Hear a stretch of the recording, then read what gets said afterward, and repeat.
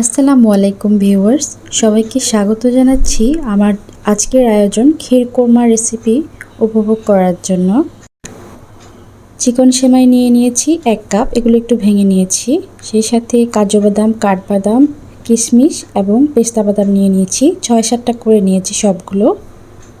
কিছু গরম মশলা নিয়েছি, এলাচ, 4টা এলাচ, 2টা তেজপাতা এবং 3টা দারচিনি।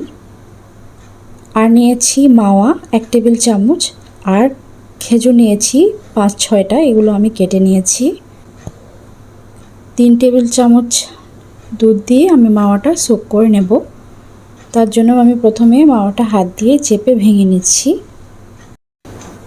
আর সেই সাথে খেজুরের মধ্যেও আমি কিছু পানি অ্যাড করে খেজুরটা সোক করে রাখবো, যাতে এটা ব্লেন্ড করতে সুবিধা হয়।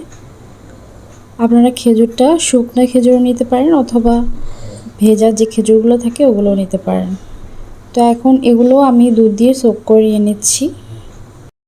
খেজুরগুলো আমি প্রায় 4 ঘন্টার মতো সোক করে রেখেছিলাম পানিতে। এখন আমি সবগুলো ব্লেন্ড করে নেব একসাথে। তা ব্লেন্ডার জায়গায় সবগুলো একসাথে নিয়ে নিচ্ছি।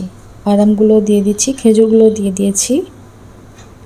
বাদামগুলো চাইলে আপনারা খোসা ছাড়িয়ে নিতে পারেন, বাট আমি খোসা সহ দিচ্ছি, এতে সুন্দর কালার অ্যাড হবে। সবগুলো ব্লেন্ড করে নিয়ে এসেছি, এগুলো আমি এখন একপাশে রেখে দিচ্ছি।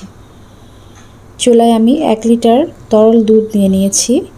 প্যাকেটের দুধটা ইউজ করছি, আপনারা গরুর দুধটা ইউজ করতে পারবেন। হাই হিটে বলক উঠিয়ে নিয়েছি।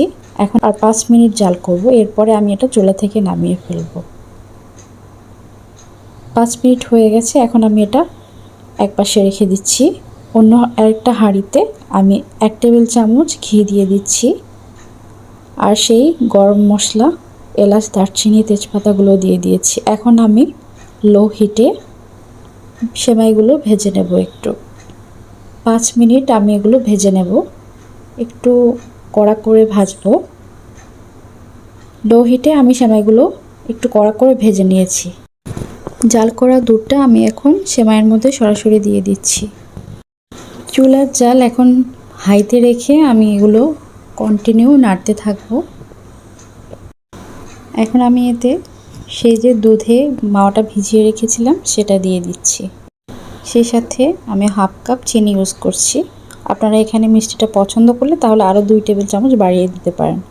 ব্লেন্ড করা বাদাম, কিশমিশের পেস্টটা আমি দিয়ে দিয়েছি। ভালোভাবে মিশিয়ে নিয়েছি, আর 1 চিমটি লবণ দিয়ে দিচ্ছি। বলক চলে এসেছে, এখন আমি চুলার জাল মিডিয়ামে করে দেব, আর অনবরত নাড়তে থাকব। নাড়তে নাড়তে এটা ঘন হয়ে এসেছে প্রায়। এখন আমি এতে কেওড়া জল দিয়ে দিচ্ছি, কয়েক ফোঁটা কেওড়া জল দিচ্ছি। কিছুক্ষণ নেড়ে আমি এখন এটা সার্ভ করে নিচ্ছি। আপনারা এখানে গোলাপ জলটা ইউজ করতে পারেন। আমি এটা গরম গরম সার্ভ করছি, আপনারা এটা ঠান্ডা হওয়ার পরে সার্ভ করবেন। উপরে আমি বাদাম, কাজু বাদাম, পেস্তা বাদাম, কাঠবাদাম এবং কিশমিশ, সেই সাথে কিছু খেজুর দিয়ে আমি এটা ডেকোরেশন করে নিচ্ছি। এর সাথে তৈরি হয়ে গেল আমার মজাদার ক্ষীর কোরমা বা শির কোরমা। তো আমার আজকের এই কোরমার রেসিপিটা বা সেমাইয়ের কোরমার রেসিপিটা আপনাদের কেমন লেগেছে বাসায় অবশ্যই ট্রাই করে আমাকে কমেন্টের মাধ্যমে রিপ্লাই দেবেন। আর এরকম মজার এবং সহজ সহজ রেসিপি পেতে আমার চ্যানেলটি সাবস্ক্রাইব করবেন।